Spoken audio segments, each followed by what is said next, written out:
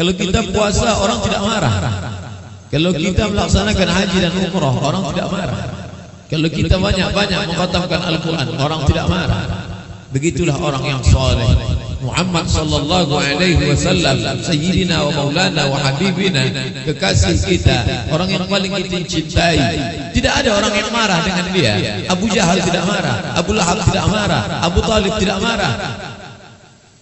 Tapi ketika dia sudah mulai menyinggung yang mungkar, disitulah baru mereka marah. Allah Ta'ala memuji umat ini, kau hebat karena puasa sunatmu banyak, kau hebat karena kau membangun masjid. Bukan. Allah Ta'ala puji umat ini, apa kata Allah? Kuntum khaira ummah, kalian adalah umat terbaik. Kapan? Bila masanya kalian sebagai umat terbaik. Ta'muruna bil ma'ruf, ketika kalian ajak orang buat baik. Wa tanhauna 'anil munkar, ketika kalian larang orang berbuat mungkar. Banyak orang yang sanggup mengajak, mari sholat berjamaah. Banyak orang yang sanggup menggerakkan lidah, mari berinfak membangun masjid. Tapi tak banyak yang berani untuk mencegah kemungkaran. Maka ikutilah ulama yang mengikut gerak para nabi. Nabi-nabi tak meninggalkan emas, perak dan dirham. Muhammad sallallahu alaihi wasallam tidak meninggalkan istana yang megah, tidak meninggalkan kursi emas, tidak meninggalkan perhiasan yang mewah. Yang dia tinggalkan adalah al-ulama warasatul anbiya, ulama pewaris para nabi. Ulama yang mana? Apakah ulama yang sering tampil di televisi? Apakah ulama yang punya jabatan? Apakah ulama yang penuh dengan kemewahan? Ikutlah ulama yang tidak takut untuk mengatakan ini batil, ini mungkar. Itulah sunnah para rasul. Bukankah Musa disayang oleh Fir'aun? Musa sangat dicintai Fir'aun. Dia tinggal di rumah Fir'aun, dia dibesarkan oleh Fir'aun. Istri Fir'aun yang membesarkan Musa. Ketika dia menemukan ada sesosok bayi di dalam kotak kayu yang hanyut di sungai Nil, inilah anak yang mungkin dikirimkan Tuhan untukku, lalu dibesarkannya. Kapan? Bila masanya. Fir'aun marah ketika Musa mulai mengungkit-ungkit kekuasaan. Ketika Musa mulai berbicara tentang kemungkaran, disitulah Fir'aun baru marah. 40 tahun lamanya tidak ada yang pernah marah kepada Muhammad sallallahu alaihi wasallam. Tidak ada yang pernah memusiknya. Ketika ditanya siapa Muhammad, mereka berkata Al-Amin, dia orang paling jujur, dia orang paling baik. Tapi ketika dia mulai berkata semua manusia sama, la farqa bainal arabi wal ajam, tak ada beda antara Arab dengan non-Arab, wala farqa bainal abyad wal aswad, tak ada beda antara kulit putih dan kulit hitam. Di sana mereka mulai marah. Abu Jahal marah, Abu Lahab marah. Kalau ku katakan di balik bukit ini ada pasukan tentara musuh yang akan menghancurkan kota Makkah, apakah kalian percaya? Semua mereka berkata sadaqnaka, kami percaya. Kalau ku katakan bahwa di belakang ini, di belakang bukit Jabal Abi Quwais yang besar di Makkah ini ada musuh yang akan menghancurkan, meluluh lantakkan kita, apakah kalian percaya? Semua mereka berkata kami percaya. Kalau aku katakan bahwa Jibril sudah turun dan aku menerima wahyu kitab suci Al-Quran dan aku adalah Nabi yang terakhir, apakah kalian percaya? Disitulah baru Abu Lahab bangkit marahnya. Alihada jama'atana, apakah hanya untuk ini kau kumpulkan kami? Kapan laka ya Muhammad? 13 tahun penuh dengan penderitaan, caci maki, sumpah serapah, kriminalisasi, dikatakan sebagai sahir, tukang sihir, dikatakan sebagai kadzab, tukang dusta, dikatakan sebagai asatirul awalin, dongeng nenek moyang. Tapi itu semua tak menggentarkan hatinya. Darah itulah yang mengalir di dalam diri ulama al-bait, keturunan Nabi Muhammad sallallahu alaihi wasallam. Dua yang ia warisi, bukan hanya sekedar mewarisi Al-Qur'annya, tapi juga mewarisi darahnya. Darah itu menyala seperti api di dalam sekam. Dia tak pernah mati. Dia pantang melihat kebatilan. Dia tak suka melihat kemungkaran. Yang lain boleh diam, Ini bukan pekerjaan ulama. Ulama itu kerjanya menulis kitab. Ini bukan tugas ulama. Ulama itu hanya berceramah. Ulama bukan berkoar-koar di tepi jalan mengajak orang turun ke halayak ramai. Ulama adalah yang menenangkan umat dalam masjid. Kata saudaraku yang mengatakan itu tugas ulama. Kalau yang mengejekmu itu adalah orang lain, tidak terlalu menyakitkan. Tapi begitu yang mengejek itu saudara seiman, orang-orang yang mestinya memberikan semangat, orang-orang yang mestinya memberikan motivasi, tapi malah menjatuhkan, menjegal kawan seiring, menggunting dalam lipatan, musuh dalam selimut. Tapi begitulah sifat orang yang mewarisi para nabi. Engkau belum dikatakan pewaris para nabi sebelum menemukan 3 perkara. Kawan yang berubah menjadi musuh, musuh yang semakin menggila, dan orang sayang menjadi benci. Ketika kau sudah menemukan itu, barulah kau rasakan manisnya la ilaha illallah. Adakah takut dalam hati mereka? Tidak. Ala, ketahuilah, inna awliya Allah, orang-orang yang menolong agama Allah, la khaufun alaihim, mereka tak pernah merasa takut, wala hum yahzanun, mereka tak pernah merasa sedih. Apa yang ditakutkan? Takut kehilangan jabatan, takut kehilangan kekuasaan, takut kehilangan nama besar, takut kehilangan umat, takut kehilangan pangkat.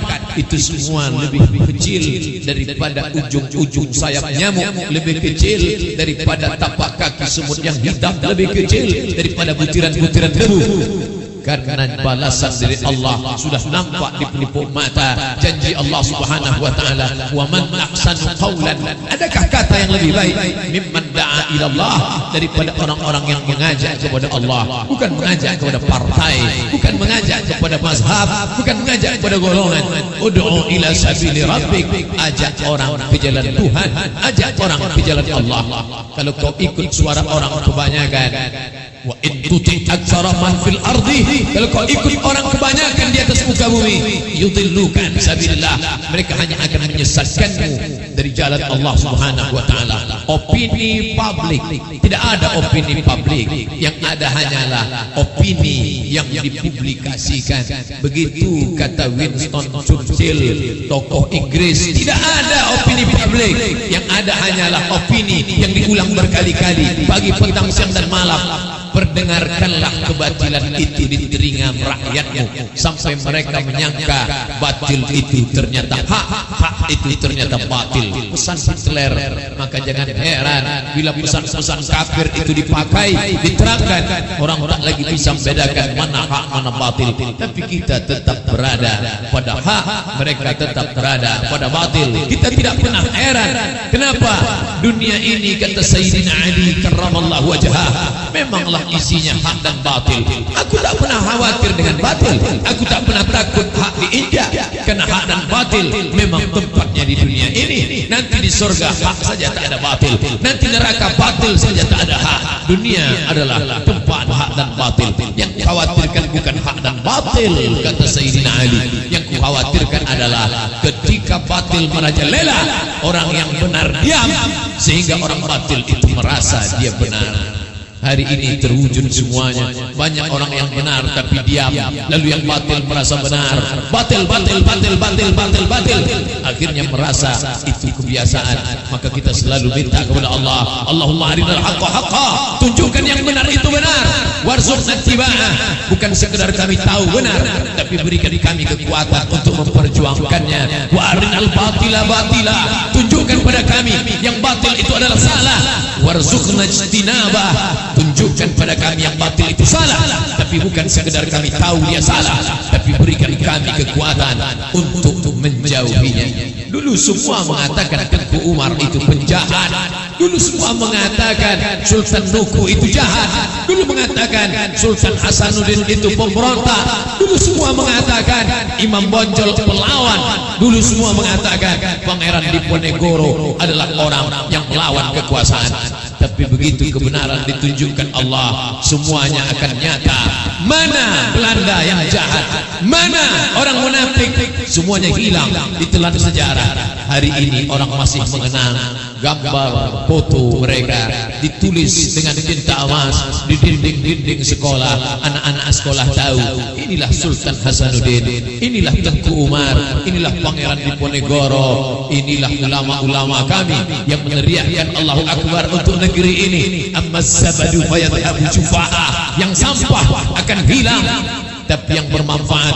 Amma ma yanfa'un nasa fayamkusu fil ardh, yang bermanfaat akan tetap tegak di atas muka bumi Allah Subhanahu wa taala. Hari berganti musim berubah, hari berganti musim berubah, hari berganti musim berubah. Tempatnya itu juga, isi dunia pun itu juga. Nama saja yang berganti, hari saja yang berubah, tapi hak dan batil tinggal lagi kita memilih. Apakah engkau ikut hak atau engkau ikut batil? Yang paling menyedihkan adalah ketika hak itu sudah jelas tampak dan batil itu pun nyata, orang masih juga lagi bingung mana yang hak, mana yang batil. Bila sudah batil itu nyata dan hak itu tampak, kau masih bingung juga, berarti engkau sudah masuk dalam golongan summum bukumun umyun, peka, tuli, bisu, buta, la ya'qilun, tak lagi mampu berpikir, la yarji'un, tak lagi nampak mana tempat kembali. Yang pertama kali buta bukan mata, yang buta itu adalah hati. Khatamallahu ala qulubihim. Setelah hati buta, wa ala sam'ihim, telinga tersumbat. Setelah telinga tersumbat, wa ala absarihim ghishawah, matamu ditutup oleh selaput. Hati terkunci, telinga tersumbat, mata tertutup, komplitlah penderitaan. Saat itu engkau hidup kata orang, saat itu kau bernyawa kata orang, tapi kau mati di hadapan Allah Subhanahu wa taala. Malaikat maut belum mencabut nyawamu, tapi kau sudah mati. Sebenarnya engkau hanyalah mayat-mayat yang berjalan. Apa yang kau takutkan? Takut miskin, takut susah, takut melarat, takut kehilangan jabatan. Padahal ketika sampai masanya, kau tak akan ditanya tentang anak-anakmu, kau tak akan ditanya tentang hartamu. Wala tamutunna, jangan kau mati illa melainkan wa antum muslimun, melainkan dalam keadaan muslim. Kau tak pernah ditanya tentang jabatan yang kau rebutkan sampai agama kau jual. Kau tak pernah ditanya tentang anak istrimu, kau halalkan segala cara hanya untuk membahagiakan mereka. Tapi kebahagiaan yang tak kau dapatkan hanya sampai di ujung lidah, di tepi bibir. Manisnya minuman, enaknya makanan, nikmatnya kehidupan, sampai malaikat maut tiba. Setelah itu kau hanya akan menjadi santapan cacing tanah sampai masanya kau akan mati. Sudah lama cacing itu menantikan kau tiba, akhirnya kau datang juga dan kau akan menjadi santapan mereka. Matamu menghitam membusuk, perutmu meletup, perutmu akan membusuk, usus-ususmu akan dimakan. Lalu kemudian kau hanya akan menjadi kenangan semata. 10 tahun, 20 tahun, 50 tahun, 100 tahun digali tanahmu, apapun tak tersisa, hanya ujung tulang belakangmu saja. Itu yang akan ditunjuk oleh Allah Subhanahu wa taala dengan satu kata, innama amruhu idza arada syai'an ayyaqula lahu kun fayakun. Kau akan hidup, kau akan tegak di hadapan Allah. Kalau kau menjadi binatang, kau akan bangkit menjadi binatang. Tapi setelah itu Allah akan katakan kepada kau, kunu turaban, jadilah kau menjadi tanah. Maka semua binatang berubah menjadi tanah. Saat itu apa kata orang kafir?